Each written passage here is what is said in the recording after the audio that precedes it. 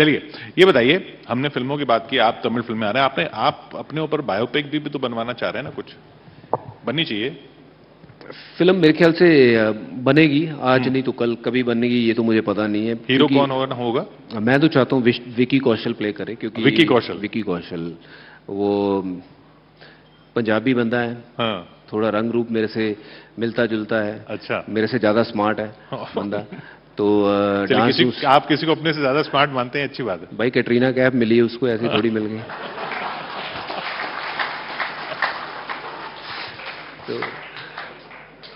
तो विकी लेकिन है, पंजाबी बंदा है अपना, और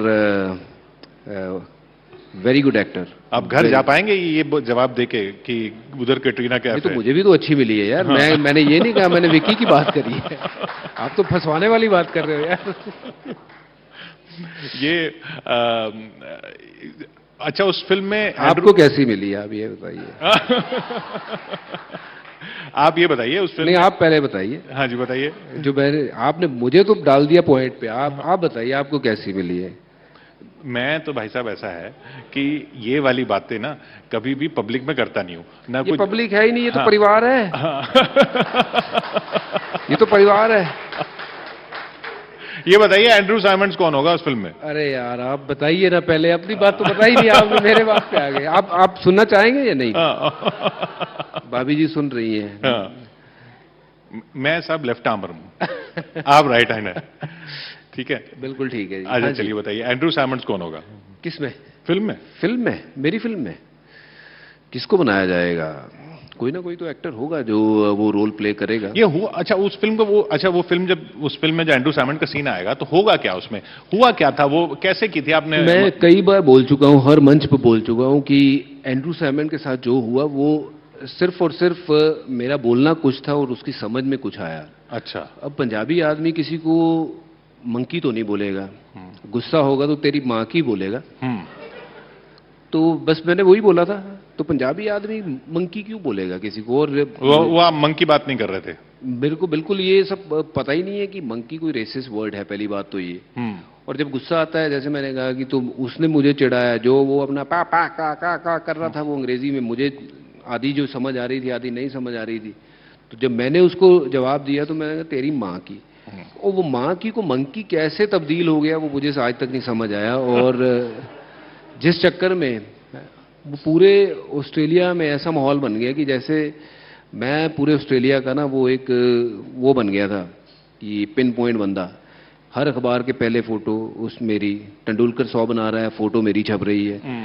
तो मैंने कहा यार ये तो अजीब ही बातें हो रही हैं कि रन कोई बना रहा है, विकेटें कोई ले रहा है, पर फोटो मेरी छप रही है। बट एवी बेतुका सा काम करके इतना बड़ा वो बवाल बना दिया था। मैं तो उसके लिए अदालत में मुझे खड़ा कर दिया था। उसके लिए अदालत हुई, मुझे वो 2 मैच के लिए बैन कर दिया गया, फिर वो बैन हटा, बहुत कुछ हुआ। तो वहां पे अदालत में आपने क्या समझाया? तो मैंने वहां भी यही कहा कि जो मैंने बोला था वही बोला है भाई। अब मैं किसी को मंकी क्यों बोलूंगा? और मंकी के, हमारे यहाँ तो हम अपने बच्चों को भी बोल देते हैं। और अगर लड़ाई हो, किसी की लड़ाई हो, तो मंकी क्या किसी को बोलने वाली बात है ना?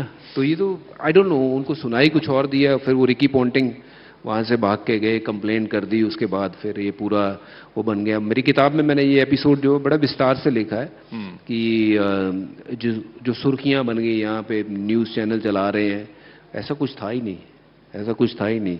मैं समझता हूँ कि क्रिकेट खेलने गए थे, और मेरा ये हमेशा मानना रहा है कि ऑस्ट्रेलिया जो है बहुत ज़्यादा बातें करते हैं। जब आप मैदान पे रहते हो ना, they like to give lot of things to you, but when they are at the receiving end ना, तो फिर उनसे वो बर्दाश्त नहीं होता है। तो हम उनमें से थे जो सुनने वाले में से नहीं थे। वो एक देते थे तो मैं 10 देता था, पर देता पंजाबी में था। अब उनको समझ नहीं आया, अब तो खैर समझने भी लग गए आईपीएल के कारण ना, ड्रेसिंग रूम एक जैसे होने लग गए, तो उनको हमारी सारी भाषाएं समझ आ गई। अब तो खैर ये वाले कोड वर्ड तो सब कुछ समझ आ जाते हैं। चलिए, अब तो अब आजकल आप शायरी वगैरह भी बहुत कर रहे हैं। शायरी जो है आपकी, ये कहाँ से चुनते हैं आप शेर? शायरी जो मैं लिखता नहीं हूँ, मैं तो जो देखता हूँ मुझे उसमें से जो अच्छा लगता है मैं वो थोड़ा सा कोशिश करता हूँ। अभी कुछ याद आ रहा है आपको? अभी मुझे ऐसे तो कुछ याद नहीं आ रहा। मेरा फ़ोन यहाँ पे मैं पकड़ा के आया हूँ मेरे बंदे को, नहीं तो उसमें मैंने बहुत सारे जो हैं वो अच्छी चीज़ें सेव करके रखता हूँ, फिर अपने अंदाज से उसको बोलता हूँ। आई विश कि मैं लिख पाऊँ वैसा जैसे लोग लिखते हैं, शायर लोग, बहुत डीप बातें और बिल्कुल सच बातें। तो कुछ ऐसी चीज़ें जो है मुझे अच्छी लगती हैं। मुझे सूफ़ी म्यूज़िक अच्छा लगता है, जो कानों को सुकून देता है, रूह को सुकून देता है। कुछ ऐसी आप गाते भी हैं? थोड़ा बहुत, पर मेरा गाना किसी को सुकून नहीं देगा, वो हेडेक जरूर दे सकता है। मेरी वाइफ हमेशा कहती है कि मत गा, मत गा। तो इसलिए ये इतने सब बैठे हैं, अगर चाहते हो कि उठ के ना जाएं तो मुझे गवाना मत। नहीं, ये लोग हेडेक लेने को तैयार हैं। अच्छा कोई नहीं, गाएंगे फिर जब जाने लगेंगे तब गाएंगे। यहाँ हो गया टाइम तो फिर बता नहीं, अभी टाइम नहीं हुआ। अभी बात चलिए। तो ये तो कम से कम आपने प्रॉमिस तो कर ही दिया, आप गाएंगे।